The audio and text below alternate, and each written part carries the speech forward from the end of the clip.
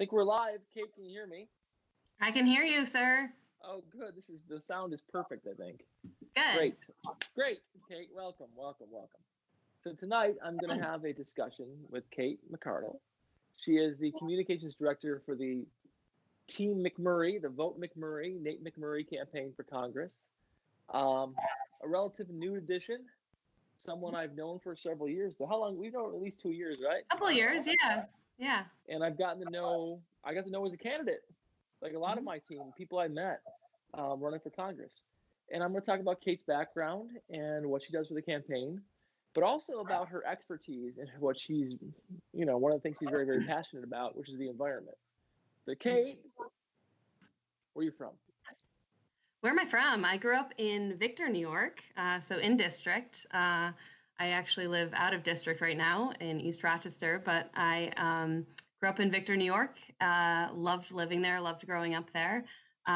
Traveled a little bit around New York State and out of the state for a little bit, but found myself back in Western New York and have lived in Penfield for the last 13 years and just moved to East recently. Yep. You have a lot of friends and family in Victor and Canandaigua and throughout the district, but also throughout Western New York. Yeah, so my mom's in Canandaigua with my stepdad, and my father is in Victor.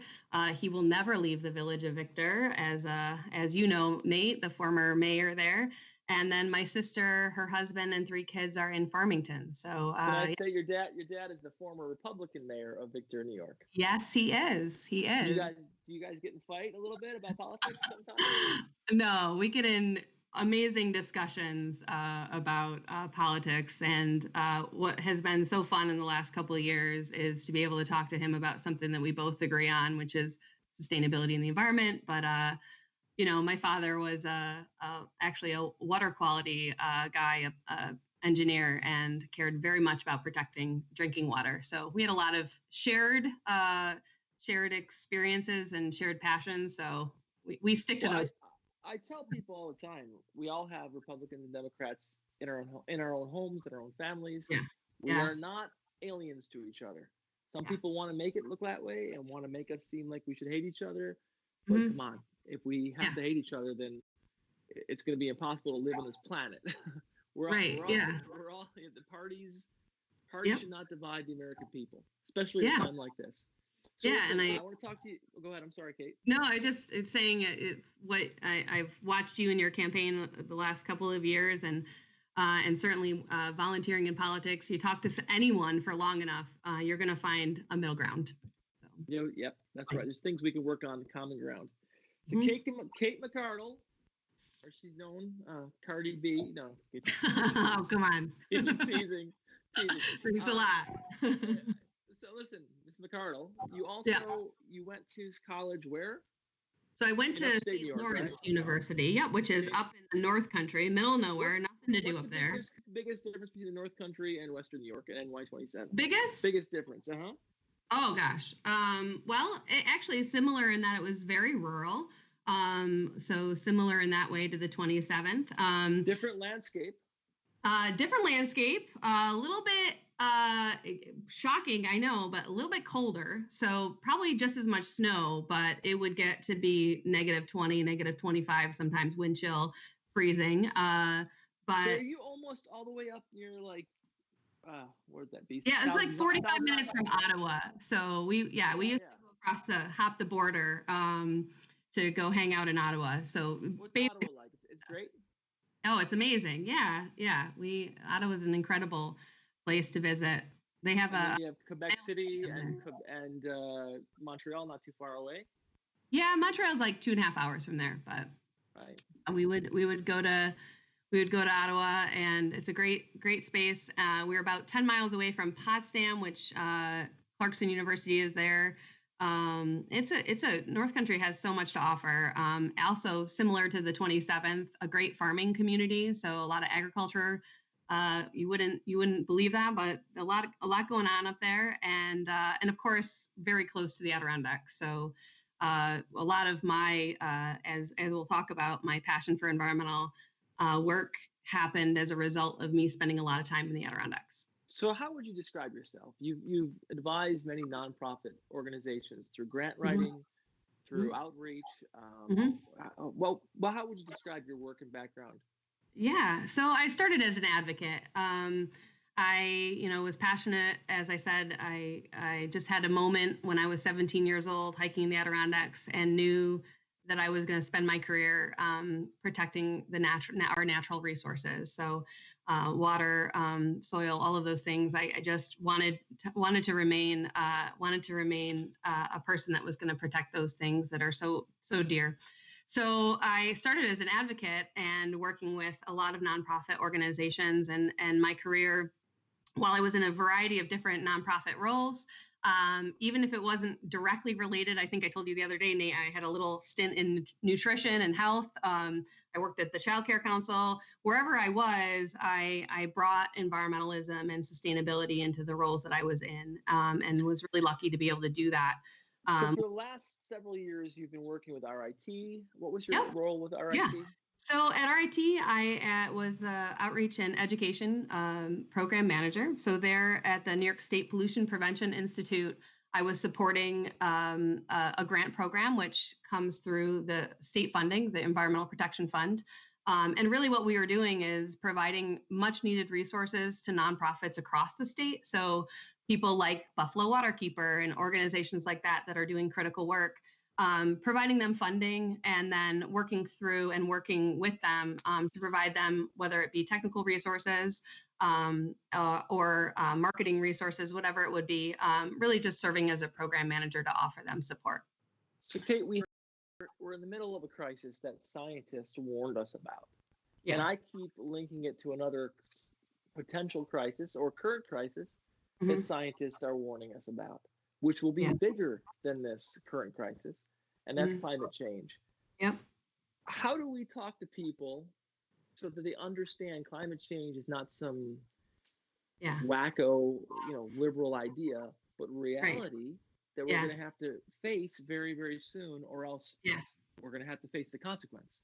Can you talk about that for a second? Yeah, I think the good news is that the more we talk, and I'm sure you have felt this too, Nate, is that the more you get out and talk to people, the more they're realizing, and there has been a shift with the belief that climate change is real, right? We're no longer having those conversations in this world as if it's real or not. It's really about how to approach these very complex challenges. And one of the things that the major shifts that happened for me in my role at the New York State Pollution Prevention Institute was really our role while I was in the nonprofit field and supporting nonprofits and municipalities. I worked with 17 engineers that were providing direct support to businesses, so small to medium-sized manufacturers. And how we're going to get there is through companies and businesses that understand the triple bottom line. I know you've probably heard that before, Nate, but for those that are listening that don't know, the triple bottom line is really an accounting framework, which takes into account three parts. So it's social, environmental, and the financial piece, right? So for any business needs to be approaching their work, whatever it may be, a small manufacturer, a large chemical company, with the vision of how do I make money, how do I protect the environment, and how do I protect my workers, right? The social piece. And encouraging to me is that there are so many companies and companies in Western New York that get that and that are starting to really live that and breathe that. Okay, so let's talk about this in plain language for a second.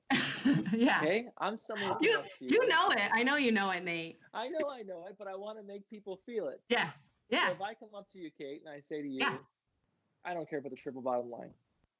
The environment's already screwed. There's nothing we could do to fix it. What do you think? Tell me I'm wrong.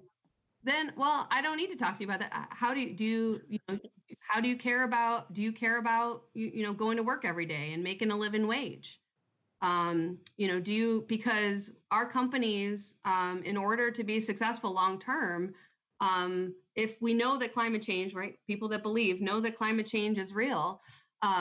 This is going to eventually hit their bottom lines and affect your daily life. If we have a warming planet. And a great example is if we know that the waters are rising and my house is, going to be affected by floods, people are no longer going to be able to deny that, Nate.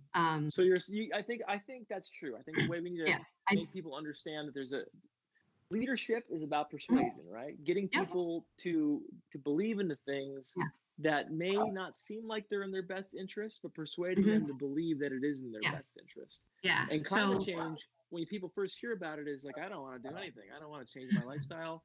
I like it the way it is. Yeah. I think if we have to convince them, look at these changes can help you maintain your lifestyle in a different way. For example, and I think one that's very prominent in Western New York is we have all this water. And for those who are listening who are not from Western New York, understand it's our greatest treasure. We have the Finger Lakes. We have 80% of the fresh water in the entire world goes by NY27. 80, not the whole world, I'm sorry, of North America. 20% of the entire world's fresh water. And that's good for a lot of reasons. But it's bad because what's happening on the lakeshore, right? So if you want to talk about this, I know it's a sensitive subject, but I'd love to talk about it with you. Do you have any insight about the flooding on the lakeshore in Lake Ontario? Yeah, I mean, insight in that, it's a very complex problem that the great news is that here in New York State, there's so much action going on. There's so much being with the rising water, but we have to work as a team. And part of that is exactly what you said, Nate, which is meeting people where they're at and talking to them about the small changes that they can make in their daily life. So for those who don't know, I want to talk about a situation that I experienced personally. I was very close to buying a new house up on Lake Ontario,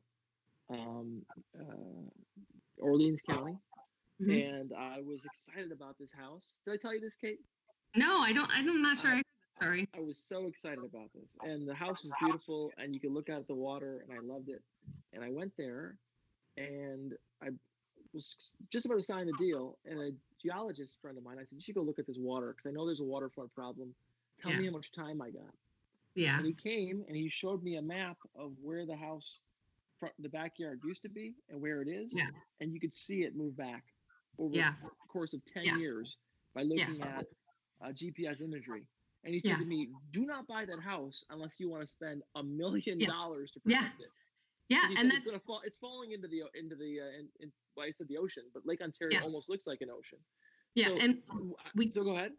Yeah, I'm just saying we can't continue to build like that, right? So, and we can't continue to just keep, and this is hard for residents that live there, is continuing to build and try to protect the homes up there in the same way that we did before. And this is where, again, my experience with working with engineers and with businesses, there are solutions here. So, thinking about, and from a legislative perspective, this has been built into some of the funding that's going to be offered, is we have to require that we're building better, right? So creating more permeable surfaces, right? So you can make a concrete that takes in more water. We can require that. Let's do that.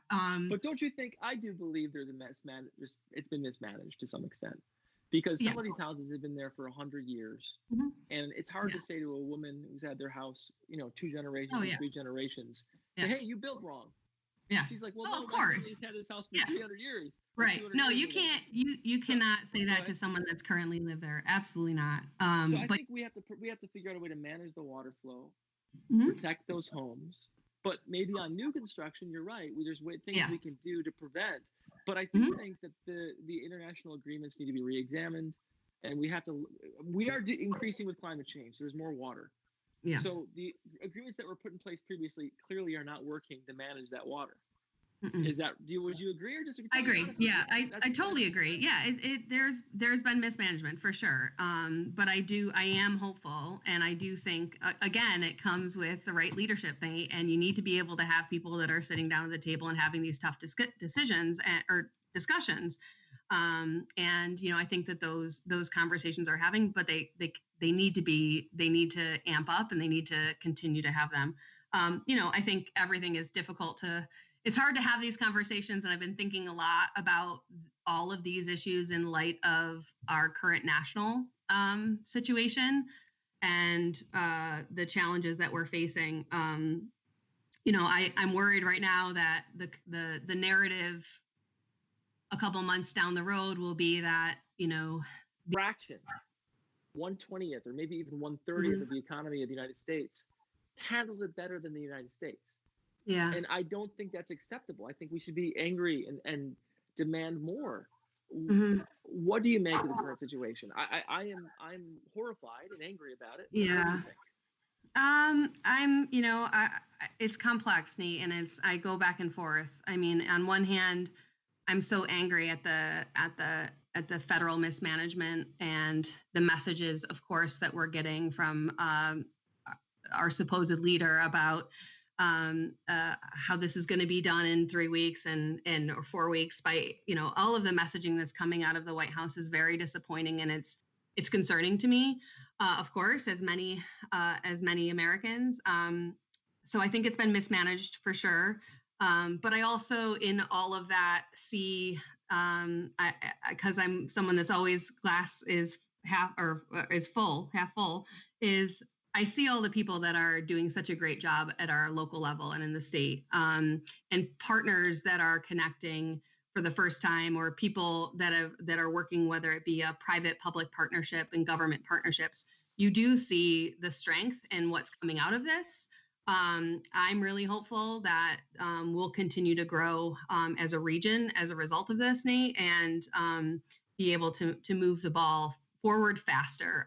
So to your point, I think particularly it's not my expertise, but you certainly see the healthcare challenges and the issues that we need to address immediately. The fact that we probably could have seen this coming and didn't, and many, whether it be rural hospitals in your area, Nate, in your region and district, we could have done a better job for sure. So what I'll say about it is this. Yeah. We see it. We're not handling the current crisis well, but there's all beyond this current crisis.